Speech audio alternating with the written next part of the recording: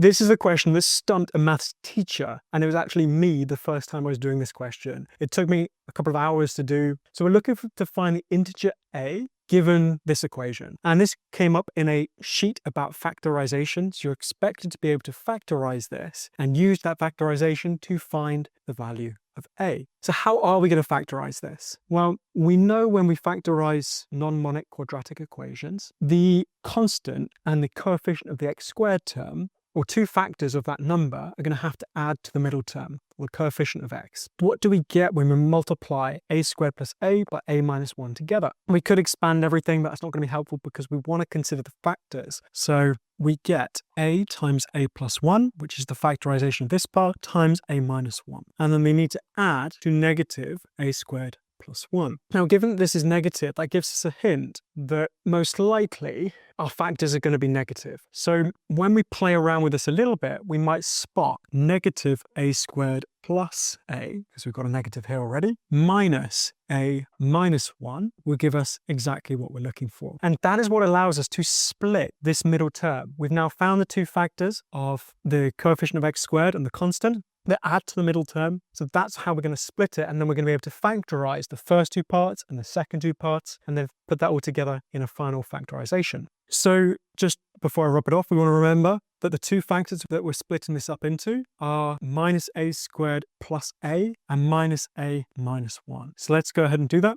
So we've got a minus 1x squared and minus a squared plus a. We'll put that in brackets, lots of x. And then we also have the other factor, which was minus a plus 1. And we have to get rid of some of this. And we've got our last part, plus a squared plus a is equal to 0. Now we're going to take some more factors out of these parts first before we go ahead and factorize the whole thing. So we've got a minus 1x squared minus a minus 1x minus a plus 1x plus a plus 1 is equal to 0. Okay, now we're starting to see all the factors we've just figured out all match up together. So here we've got an a minus 1 and an x that we can factor out. So we go a minus 1 x times a minus 1 times x minus a. And that's factoring out from the first two parts, minus a plus 1 x minus a is equal to 0. Fantastic. And now we can factor out the x minus a from both of these brackets. X minus a, x a minus 1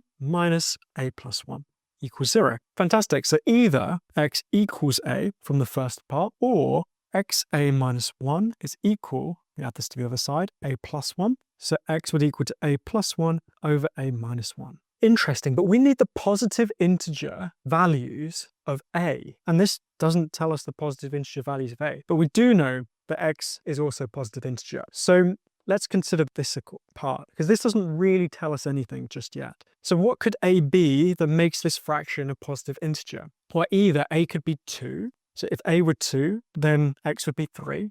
Happy with that. Or a could be 3, in which case x would be 2. Happy with that as well. So either a equals 2 or a equals 3. And of course, we're having to excuse the case here when a equals 1, because the denominator would be 0 and we can't divide by 0. But we'd still need to check the possibility that a could equal 1. Just because we've got it on the denominator here does not mean that it doesn't necessarily work with our original equation. So if a were to equal 1 in our original equation, then this would go to 0. Here we'd just have, so we'd have 1 squared plus 1, we'd have minus 2x, and then x equals a. So let's suppose that x equals a equals 1, and then substitute that back into the first equation. I'm going to write it down just rather than talking it through. This goes to 0. Then we have minus 2, because x is 1, but then we have plus 2 equals 0. So that actually works. So we have 3 solutions, either a equals 1, a equals 2, or a equals 3. And that is your final answer to this very complex factorization and solving equation. Let me know if you like that in the comments.